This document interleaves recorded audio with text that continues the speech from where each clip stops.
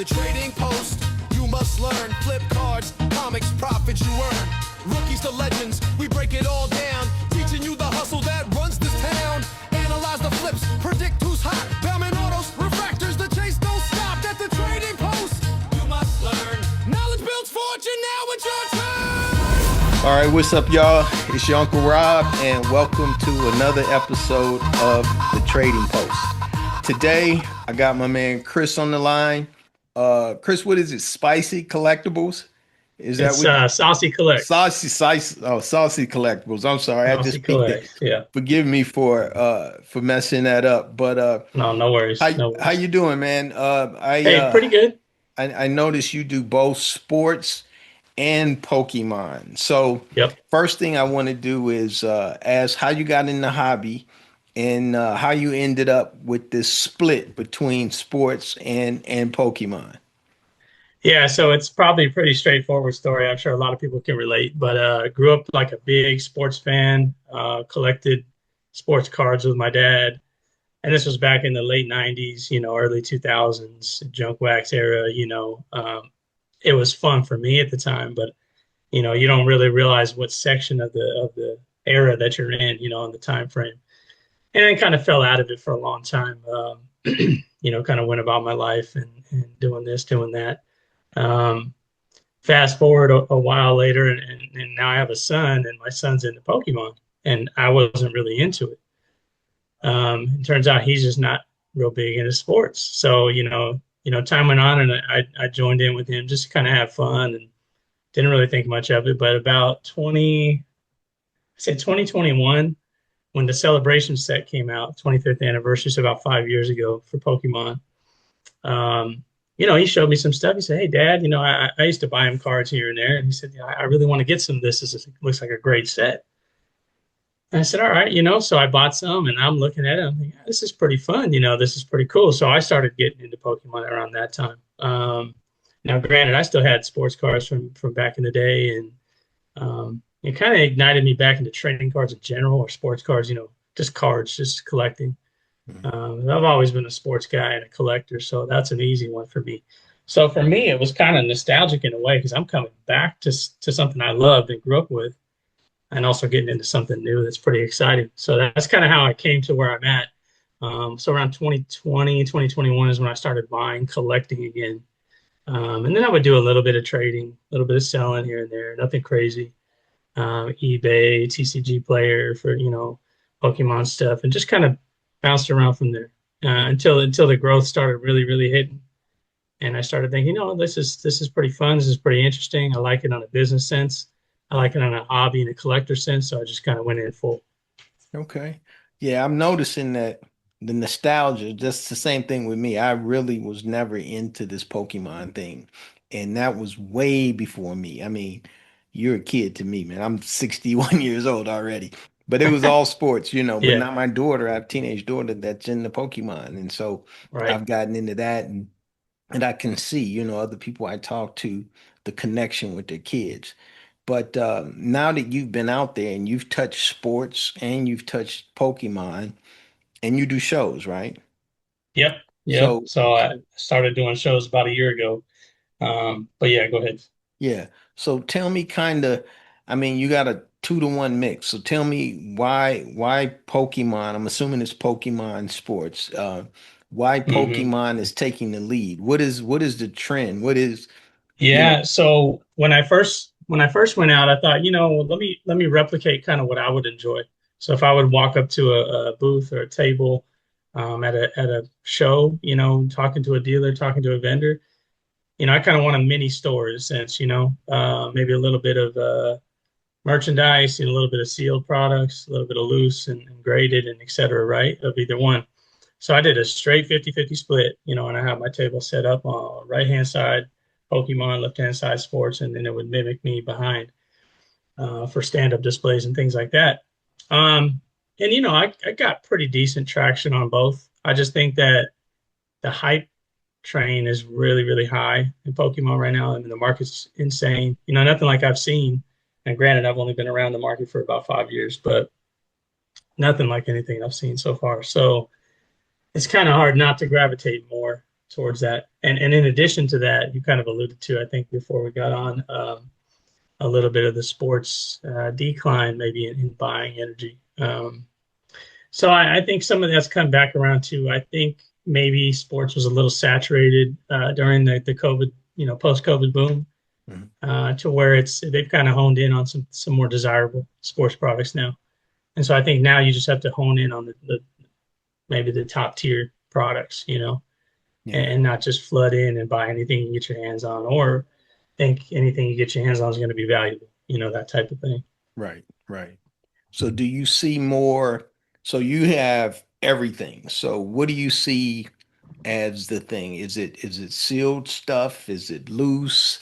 Is it the graded versus Yeah, the raw? I think in a sense, like Pokemon, I think you can't really go wrong with sealed products, especially modern sealed, modern slabs, modern singles. That seems to be the most modern and mid era, as they call it. It's funny, like a sports person would laugh. You call Pokemon vintage from 1999. It's not vintage to a sports person, right? But to Pokemon, that's its existence, right? So the era is very small. 25 years you're talking about. So you don't have a whole lot to work with, But I say like the mid era to modern is really, really hot right now. Vintage will always have a place, I think, but it's not as frequent. And I feel like with sports, it's just a matter of probably sticking to the most exciting athletes in each respective sport. If you want to get speculative and go for, rookies and people you think that are going to be the next this guy or that guy, I mean, that's decent strategy, just a little volatile, because they can flop quick and then you're Yeah. out all that, investment, so to speak, right?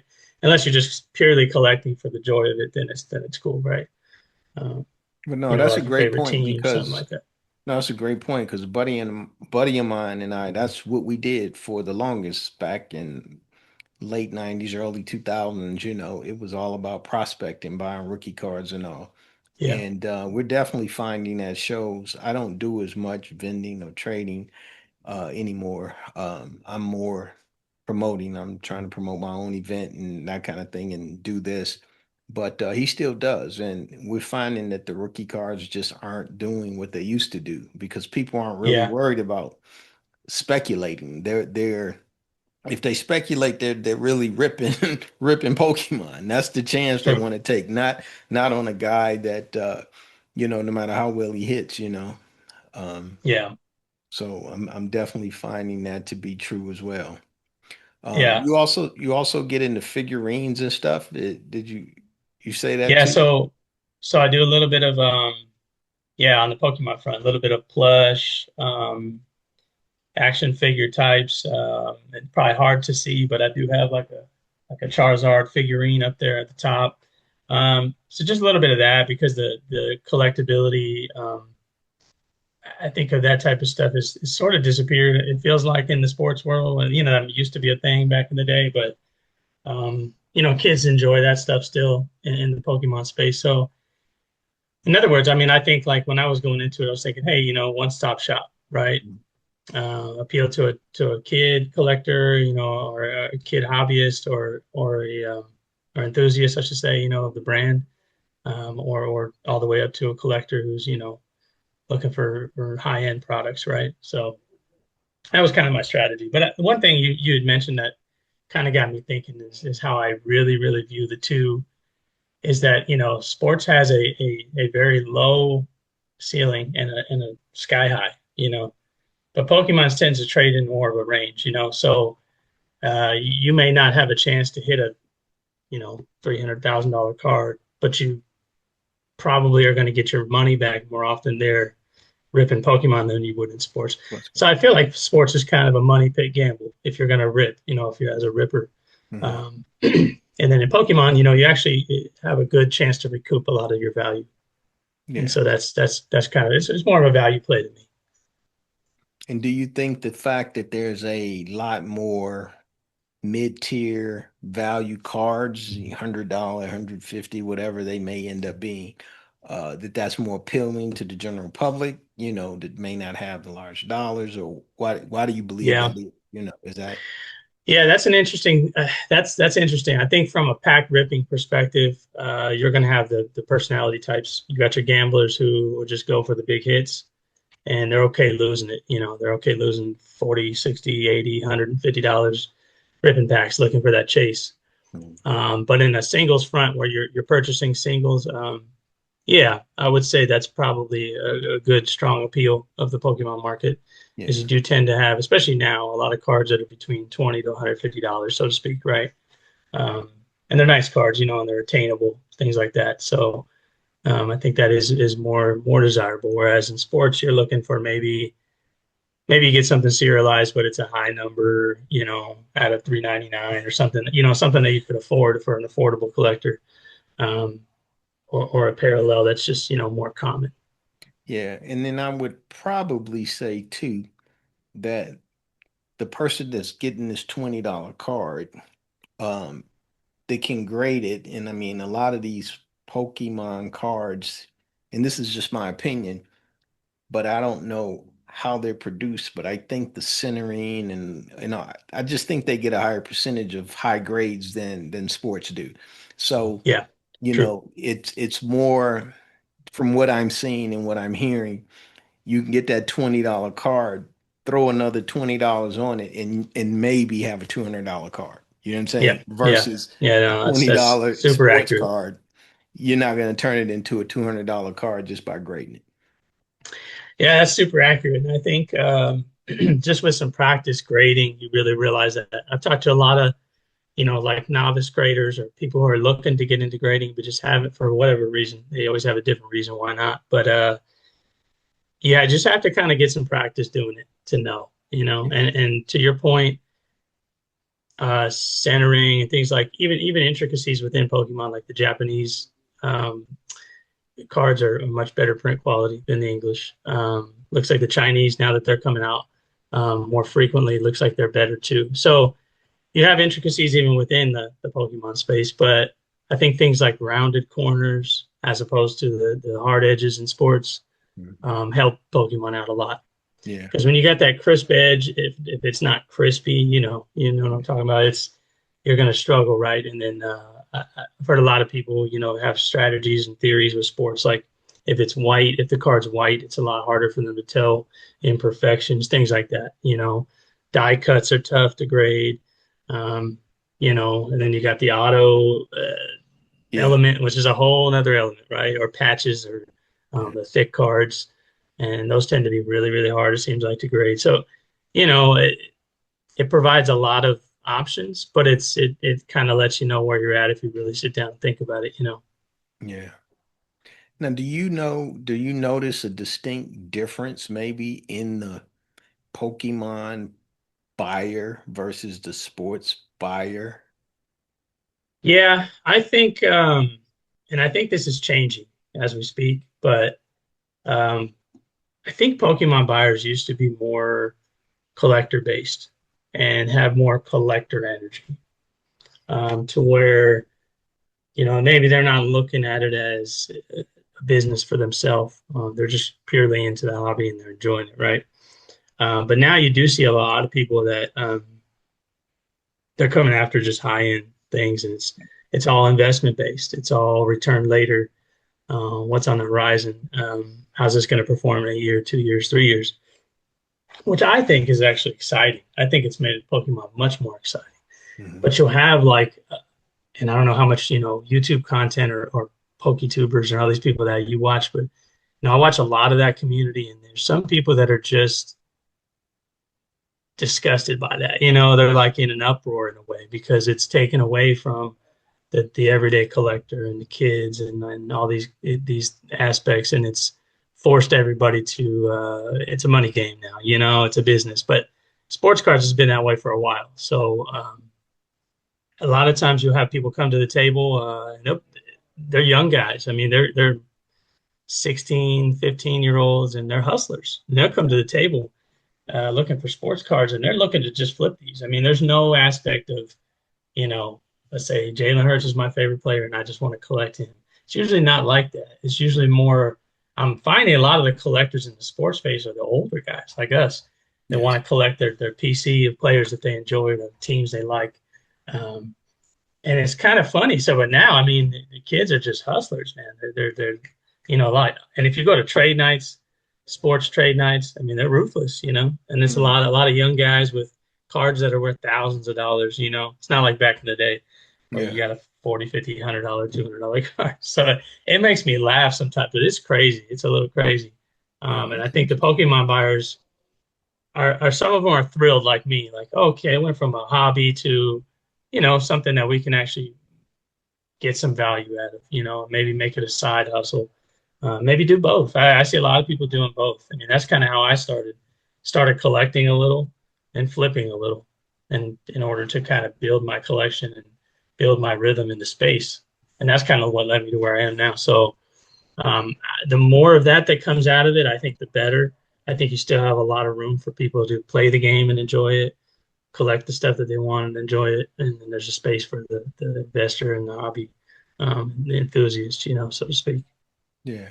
No, I would agree that it's getting more business, the Pokemon aspect. Yeah, The one thing that a person, this episode didn't air yet, but I interviewed a guy just a couple of days ago, and he said though it's tough for the players now to get involved because just the price of base packs to be competitive, you need certain players, you need certain cards with certain powers, and now, yeah. all the products so expensive that it's hard to get new players involved. Yeah, that's tough. No, I think that's probably a big angle that Pokemon themselves are focused on, because that's, kind of what the game originated as, right? Yeah. Um, and I think it's more, maybe the old school player mindset was like, hey, the new set comes out, we're going to rip some packs, we're going to try to pull some cards.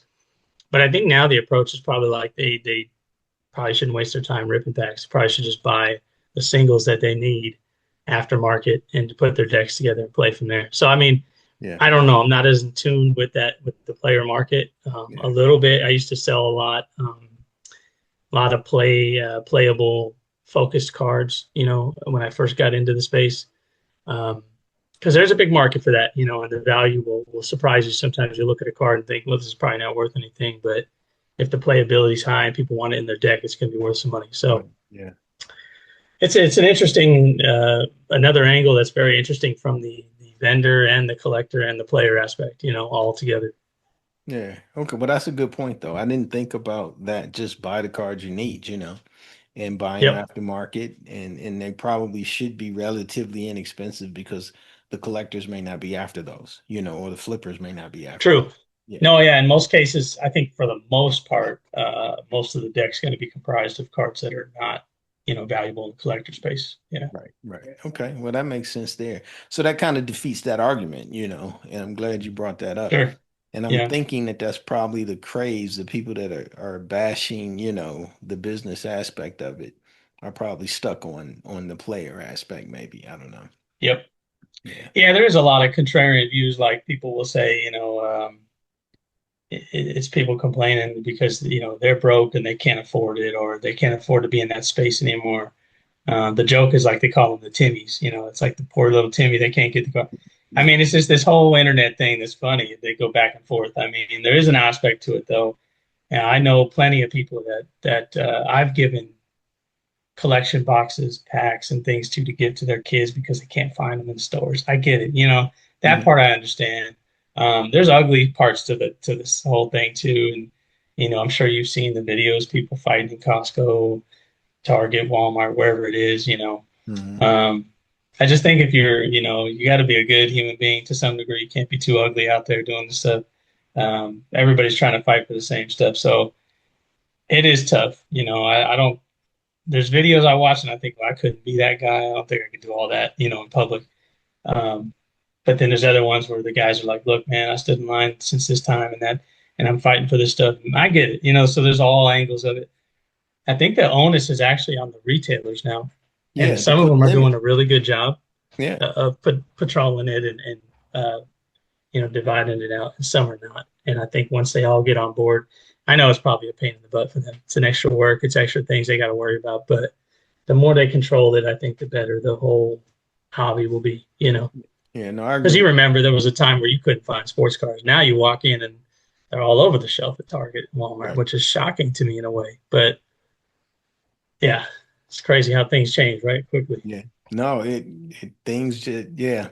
I mean, that's what the world is now though, because everybody since COVID is looking for ways to make money in non-traditional, non-traditional ways to make, Sure. money, you know. Yep. And this with the way Pokemon just sealed product, the way it rises, and with the Wall Street Journal and other people, publicizing how the return is, uh, I mean, why wouldn't people want to get involved? I Yep. mean, yeah. So, and that's part of why we do. That's why I do this show so that people can understand that this is an alternative investment class. It's another Yep. No, it way. basically is. I mean, it Yeah, really is. another way. I had a kid on a few, maybe he's 2 episodes ago. He was on Rex, and he's starting to put sealed product away. He said, I bought my first box that I'm never going to open. And this Yeah. is, and part of our conversation went into, that could be part of his retirement. And he's looking at these little cards as stock, Yeah. all Yeah. his slabs, which is, it's good for a young kid in his 20s, in my Yep. mind, in my estimation. So talk to me about Pokemon product. I mean, what product would you recommend if, like, for someone like me, I don't know much about the different eras, the different products. Hmm. I did buy this Evolutions, this new one that just came out, not for myself.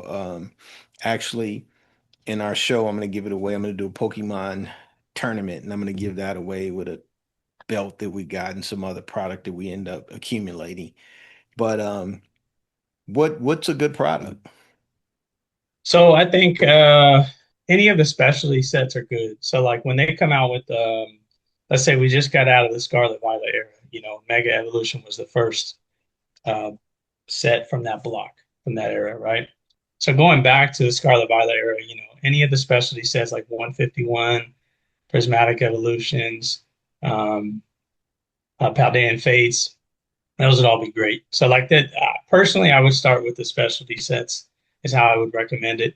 And then maybe the first or second best, regular set of that era would be the next things that I would recommend. So I really enjoyed the Sword and Shield era, which was the era right before that, because that's when I got into it, celebrations. Um, and Brilliant Stars was the first set that I ripped and really enjoyed.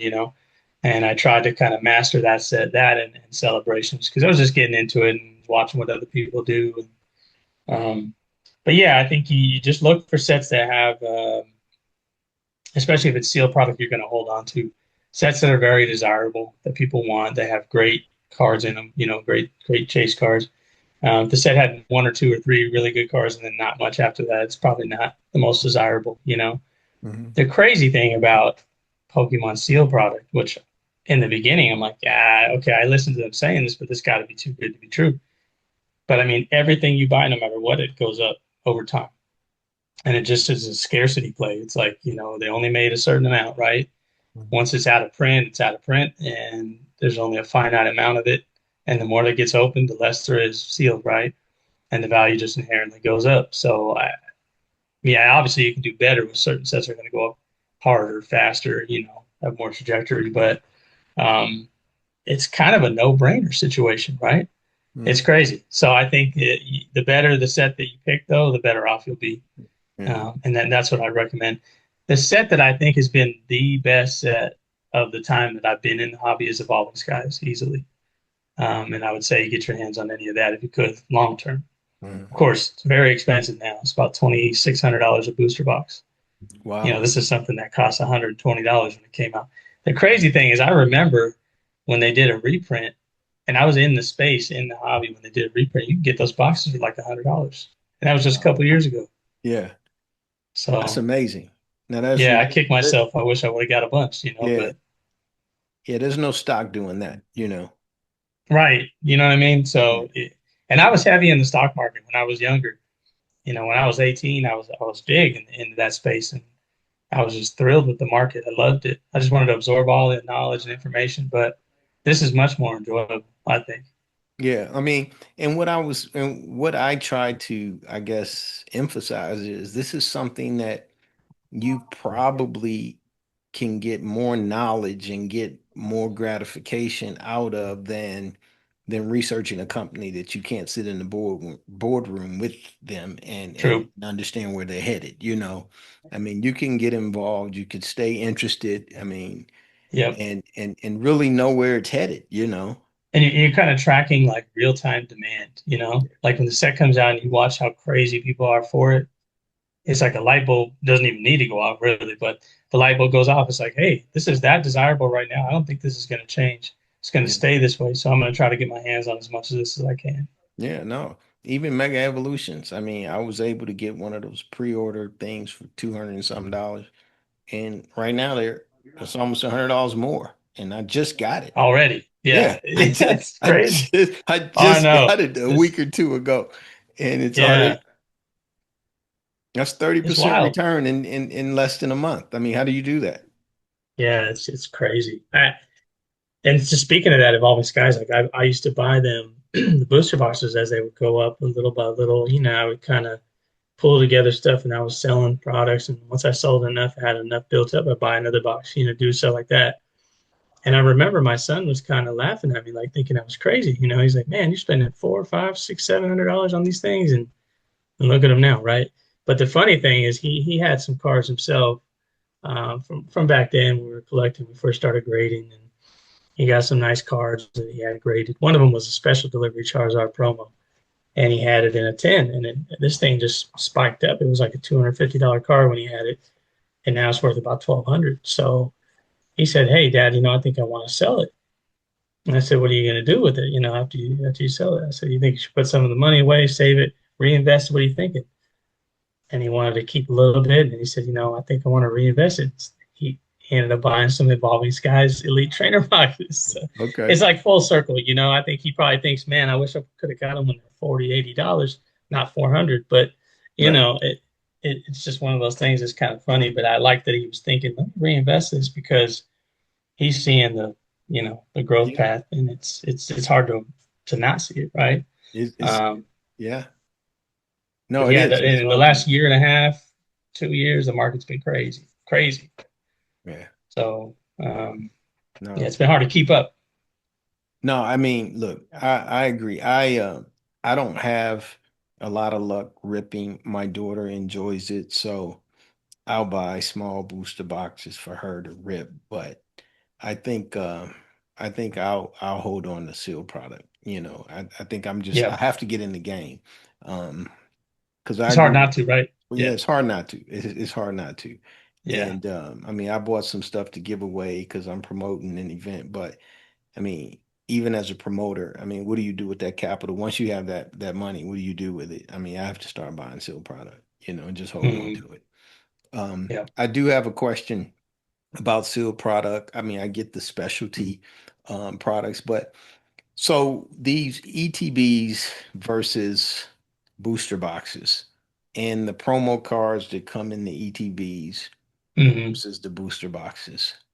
Talk to me about that. I think the if you could get your hands on the Pokemon Center exclusive ETBs, that's become like the obvious play now. And I think there was always speculation like those were always going to be better because they're slightly more, well, they're probably quite a bit more rare. They only do one or two runs of them usually, and once they're out, they're out. So, but back in the day, they didn't have promos in them, so they weren't a huge deal. But Hmm. it was like, hey, you're going to get an extra pack, different artwork on the box, something to segregate it or separate it from the other ones, right? So the exclusivity was a good thing. But then once they started putting those stamped promos in there, it took a little while, but once those got some traction, they're crazy. They're crazy. And they drove the box prices of those up like insane. Um, there's a few I got from Obsidian Flames, and I just happened to luck out, get the pre-order drop when it was live on Pokemon Center. Got a case. You used to be able to get four. Now you can only get one one box. Hmm. We used to be able to get four, and I just sat on them over time, and then now the promos are worth couple $100, now the box is worth like $700. It's insane. And that's a $60 box, so I think those are the obvious plays. Pokemon Center Elite Trainer boxes. Regular ETBs are cool too. Most people would tell you booster boxes are the best play. But nowadays the booster bundles are good too. You get 6 packs and it's real small. Mhm. It's good for storage purposes, things like that. Um, so I think if you can nab some booster bundles of the specialty sets, that's good. Like the 151 prismatic and stuff. So those are the But you kind of can't 36 go packs. wrong. The booster bundles are the ones with 36 packs. The bundles are 6. The booster boxes have the 36. I got you. I Yeah. got you. So even the small ones are good, you're saying. Even the small ones are good. And the challenge is too, one of the things I didn't mention was the specialty sets they don't do booster boxes for. So you have to get the product in an ETB or a collection box or a booster bundle. So those booster bundles essentially become and split with the ETBs on the specialty sets become like the it items for I those sets, since they don't have booster boxes. But I've also done like when Destined Rivals came out, I knew that was going to be a big set. I didn't get a chance to get any of the pre-orders. I found a guy, and sometimes it makes you wonder how these guys and gals get so many, right? Mhm. Because you'll see people selling 20 of them, 30 of them. How'd they get 30 if I could only get one? They Right. got multiple accounts, multiple addresses, and things like that. Family members doing it and stuff. So I found a guy that was selling I think I bought 6 Pokemon Center Destined Rivals ETBs from him. I paid a premium, but I think I ended up paying him about 160 a box. Now he paid 60, so he's making his money Right. right off the jump, right? He's making $100. I bought him at 160, and that was I think in May, and they're already worth $380. I just had a guy at my last show that wanted to buy one from me for 380. Yeah. So that's crazy. I mean, he made his money. I could easily cut Yeah. my check and make my money, so it's just everybody wins, right? Yeah. And that's less than a year. And that's 100% return on your money. Crazy. Yeah. Yeah, it's crazy. So, Yeah. um, like I said, it's hard to keep up doing shows all the time. It's if I priced a card on Saturday, I don't think it will hold up by Tuesday or Wednesday, maybe. That's how bad it is. Wow. So almost every week, if you're doing a show every week, you got to reprice some of your stuff. And Mhm. I've definitely run into times where I was like, "Oops, I gotta look at this one again." And rarely is it going down; usually it's going up. But Yeah. Okay. Well, look, man, I think that was some great information. I mean, I appreciate you definitely being real specific and detailed. I learned a lot. Um, do you have anything you want to share? Anything else you want to point out about the hobby? Tell everybody where they can find you. yeah, yeah, Well, for sure. I think one other thing I was thinking about as we were talking is there's so many different angles to get into the hobby. So I know my brain was kind of thinking about the struggles that some people might have, right? Or the barriers to entry because of the price, because of availability. Um, you might not be available to go wait at 8 a.m. at Target on release day or whatever it is, or catch the Target drops randomly or Walmart's on Wednesday. Because there's so many, the bots are taking over the internet ordering, and it's a lot. It's hard. Um, but you have a lot of other avenues. You can still score some good deals on eBay, on TCG Player, even on Whatnot. Like I was on Whatnot last week, and I haven't bought on Whatnot in forever. But I went on there, found a guy that was running like sudden death slab streams, and started him at $1. So you never know. You're patient. You know what the cards are worth. You're watching. You can get some good deals, some really good deals. You just have to be, you got to be diligent and focused and stick to your process. So for new people that are coming in and they want to go grab some deals on cards at a show, I mean, just stay diligent. A lot of the vendors will have room to work with you somewhat. They're always going to have some room. So you stay disciplined and stay focused, you can get what you're looking for, I think. So well, that's the last tidbit I'd leave. But yeah, you can find me on Instagram. It's Saucey_collects LV for Las Vegas. Um, and yeah, I've done shows Utah, California, obviously in Vegas, Arizona. So I kind of stay on the West Coast. I've done them in Washington State, um, and kind of stay on that circuit. There's a lot of shows now, probably popping up here in Vegas, which is good for local vendors. It's been tough trying to find them. That's kind of why I branched out. In August, I did 6 shows in 1 month, and that was pretty crazy. And that was across 3 states. So I kind of had to just jump in the deep end mentality. I wanted to get fully ingrained and just see what I could do and see what it was like. And it was a thing, something I did and accomplished, and happy to do it. And now I'm like more focused on pinpointing better opportunities. Well, You that know, that opens another question up for me. What do you see? I mean, what your online versus your shows? Talk to me about the comparison as far as sales and even the customer. Is the buyer different? Is just let's go into that a little. yeah. So that's a really good question. It opens up a lot of good information. There's I think a lot of pros and cons to both. And I've seen people do this and weigh it out on a T chart and talk about it and talk about the approach. Like, hey, what should you do when you're first starting out? I mean, personally, for me, I started out selling online exclusively first. The good part about it is it's very streamlined. Whatever host you're selling on is going to take care of most of the legwork for you. You're just delivering the product, listing it, delivering it. And I think you're reaching a much broader audience. That's the big thing. You go to the shows. I've gone to some shows and thought I would kill it, didn't do that good. Gone to other shows where I didn't expect much and just destroyed it. So you just don't know who your clientele, who the market's going to be that any given day at any given show. I think there's a lot of other factors that I'm laughing because me and my buddies, my vendor community buddies, and some of the show organizers have had conversations recently about dealer vendor placement. And I didn't think that was a deal in the beginning. I thought, if you got product and it's good, doesn't matter where you are.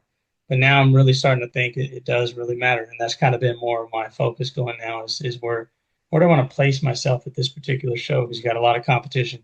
Mhm.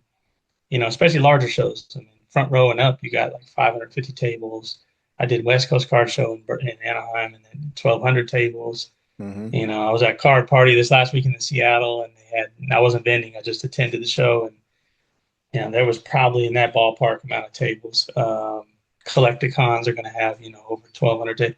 So that's a lot of competition. I mean, there's no way. I think as a buyer, if I walked in there, I don't think I could do every table justice and go around and do. You can't. You just can't. You just So can't. you want to be in prime spots because one thing I found even at smaller shows is some people will tell me if I'm on one side of the room, oh, I already spent, a lot of not like I was asking, but they just gave me the info. I spent a lot of money already, or I would be picking this up, or I couldn't find you at first, things like that. So I'm thinking, okay, that's giving me food for thought on, future plans as far as from a vendor perspective, where you want to be. Yeah, your offering being unique is going to help you, and offering what people want, for sure. But I think just the difference between the two. It's nice to have a face-to-face interaction with the in-person buyer. You can work out the deal a lot better than just shooting offers back and forth on eBay.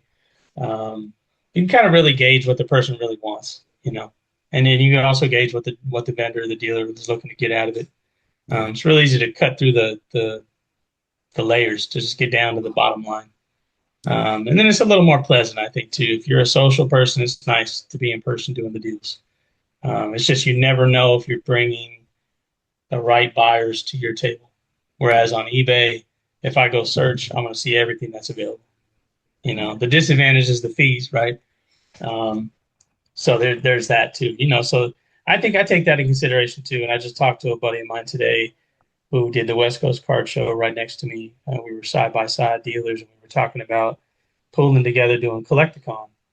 And one of the things was, if we pull together and share the cost, it makes it much more desirable, lower risk, better outcome because you take a chance. And him and I and other dealers have all taken chances on shows that were probably a little too expensive Mhm. and maybe didn't get the right result from it, as a seller. So there's a lot of factors. It's interesting, as you go on, you start really learning how to hone in on this stuff. And obviously, your online presence, if you're an online personality and people know you from that, they're going to come by from you regardless. Yeah. So that obviously helps. That obviously helps. Yeah. So yeah, So are you thinking Collecticon in Houston next month, or you talking about a different one? I'm talking about personally for me, Collecticon in LA, Collecticon 2 I got you. Okay. in LA Yeah. in December. Yeah. So tickets are going on, vendor booths are going on sale next Friday for that. So that should be interesting. I got a few buddies that are interested in kind of pulling together there.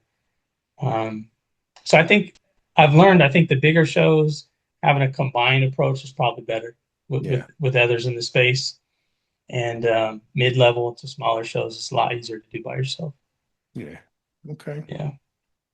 All right. Well, look, I appreciate I mean, I think everybody appreciates your insight. This was very informative. And yeah, I'd love to maybe revisit and have you back on at some point. But no, this was a great show.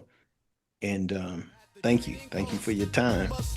Yeah, absolutely. Thanks for having me. I really enjoyed it. I like talking about the space and stuff. And, people that come into the space that are looking to get involved and ask me questions and bring stuff up. And it's just, the more informative, the more information you can share, I think the better everybody else's experience can be. So